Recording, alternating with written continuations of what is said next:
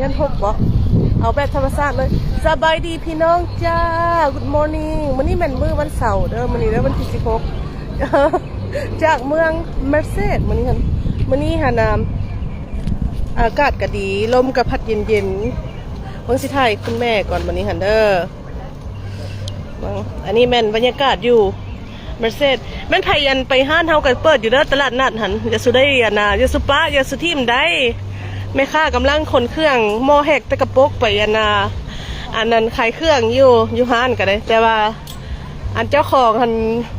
มาหาไก่นึงมาหากินเมื่อนี้มาหากินไก่แก้วไก่แก้วสบายดีไหมเป็นยังไงเจ้าโอเคอารมณ์ดีอยู่บ่อารมณ์ดีอยู่ได้ยินเสียงเพลงมันจะพ้อนเลยมันม่วนเลยได้เดียวมันยังเหลือหน่อยเด้แม่นไผ่ยันมาอันพอดีตู้เขาอยู่ทางนี้เด้อตู้มอนซิอยู่ทางใกล้บ่อนทุ่งอเมริกาเลยนี่อย่าบอพาร์ทสแควร์ตอนนั้นบ่อนห้านละมงอยู่พุ่นกินข้านี่มันอยู่พี่เครื่องของนี่มีห้านทีเชิร์ตมีอย่างอีกมันสิขายนี่ทอยโอ้ของเล่นมีหลายสิ่งหลายอย่างอยู่อันนี้มันห้านเขายังเซตอัพยังหมดแล้วนี่ยังไงอีแม่มาเฝ้าถ่ายพ่อเย็นมันพกหลายพกกับอันความจริงมันเป็นอย่างซี่แหละเพื่อจะได้เป็นบ้านเป็นเมืองมันง่ายเขาก็เฮ็ดเวียกหลายขึ้นกันเด้ออันนี้เดี๋ยวนี้หันเขากำลังถ่ายอยู่แต่ไม่นี่แม่ได้เฮ็ดเวียกนี่เห็นถ่ายเลยมีแต่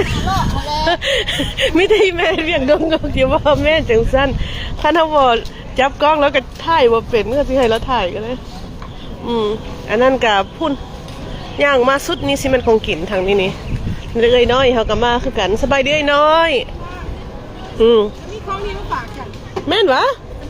เอ้ยนี่จังแม่นนั่นนี่ได้ห้านเอ้ยเขาได้นี่เด้อมันพยากได้หันแม่นอะไรโอ้แม่นวะบอแต่แทบไม่ได้กินได้นี่มีหูบเจ้าอีกตายหูบนางเอกอีกโอ้ my god สิเด้อนี่มันไม่อย่างก็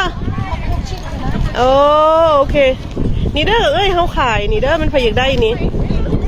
งามเราหูบใส่นี่กันเลยมีอย่างไรบ้างขอบังเน็ตจะมีอย่างเอ้ยน้อยเขามีของพิเศษเด้อนี่เด้อมะขามหวานมีอย่างอีกเลยใบยะนางใบยะนางจะแกงเดือดนางอย่ามาส่องมาห้านตอนนี้เด้อพอมีของแปลกๆได้นี่อย่ามีของแปลกๆคนแปลกๆแม่แต่ละคนมีของแปลกๆเด้อ so come check it out มีกระเป๋านี่ก็ได้อันนี้ก็ใส่ไปฟ้อนเขาไปเฮ็ดเวียกงามเลยนี่